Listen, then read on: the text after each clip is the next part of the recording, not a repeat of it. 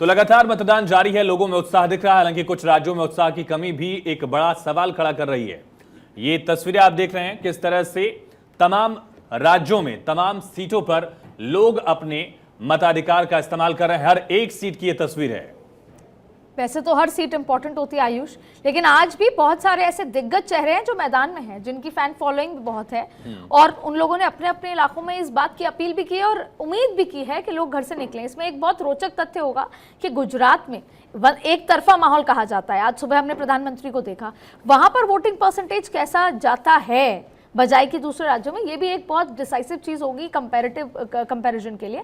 लेकिन तमाम दिग्गज आपको तस्वीरों में दिखा रहे हैं। भारत 24 चप्पे चप्पे पर सुबह 6 बजे से लगातार एक एक पत्रकार जो है भारत 24 का वहां पर मौजूद रहा, आपको सबसे पहले तस्वीरें दिखाने के लिए। और आप देखा कि जैसे प्रधानमंत्री नरेंद्र मोदी के साथ साथ देश के जितने भी दिग्गज हैं, जिसमें हम आपको तस्वीरों में अखिलेश यादव दिखा रहे हैं, तस्वीरों में तमाम बड़े नेता आपको यहाँ पर दिखा रहे हैं, जिनको आज चुनाव में भी उतरे हैं, उनकी पत्नी उनके साथ साथ। महाराष्ट्र की बात करें, देखिए सुप्रिया सुले से लेकर तमाम लोग यहाँ पर नजर आ रहे हैं। और ऐसी स्थिति में गुजरात से बंगाल इलेक्शन का आंखों देखा हाल भारत 24 पे सबसे पहले। बिल्कुल, लेकिन तस्वीरों के जरिए ये भी समझिए कि बड़े दिग्गजों ने वोट कर लिया है, बारी आपकी है और लगातार मताधिकार का इस्तेमाल करने की हम गुजारिश कर रहे हैं। कुछ राज्यों में वोटिंग परसेंटेज पॉलिटिकल पार्टीज की भी चिंता बढ़ा रहा है। महाराष्ट्र में, बिहार में वोटिंग परसेंटेज कम देखा जा रहा है। और मध्य प्रदेश के पूर्व मुख्यमंत्री विदिशा से बीजेपी के प्रत्याशी शिवराज सिंह चौहान से हमारे संवाददाता ने खास बातचीत की। देखिए, इस वक्त हमारे साथ मौजूद हैं और विदिशा से चुनाव लड़ रहे हैं। एक बार फिर विदिशा से सांसद का चुनाव लड़ रहे हैं, क्या कहेंगे सर?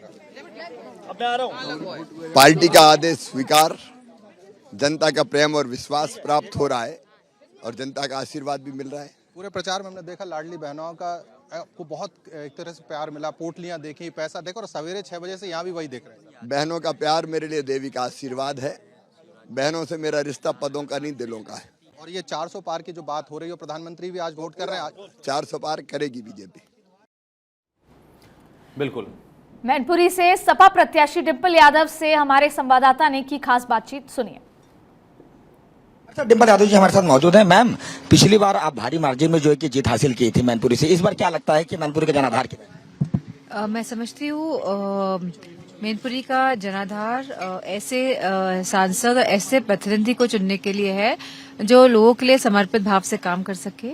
और मैं समझती हूँ कहीं ना कहीं मैनपुरी नहीं, पूरा देश आज इन चुनावों की तरफ देख रहा है, क्योंकि कहीं ना कहीं यह लड़ाई चुनाव की जो इलेक्शंस हो रहे, कहीं ना कहीं यह लड़ाई हमारे संविधान को बचाने की है और हमारे लोकतंत्र के अधिकार को बचाने की भी है। मैम, भारतीय जनता पार्टी कहती है कि समाजवादी पार्टी जो है कि यादव की और परिवार की राजनीति करती है और कोई दूसरा यादव नहीं मिला है उनको प्रत्याशी। भारतीय जनता पार्टी दोगुली राजनीति करती है और जिस तरह से वो, क्योंकि उनके पास कोई मुद्दे नहीं है तो ये बेफिजूल के मुद्दे लेकर आती है। लेकिन इस बार जब 10 साल पूरे हो गए हैं इस शासन में और जहां हमारा युवा 30 साल का, 40 साल का है, वो मैं नहीं समझती हूँ कि वो 45 साल का चाहेगा कि बिना रोजगार के रहे। मैम, भारत 24 की टीम आपके साथ लगातार जो है कि मतलब कि बूथ पर जो है कि सर्वे अभी कर रही थी और तमाम जगहों पर विरोध करने को मिला, तो इसकी जिम्मेदार कौन है?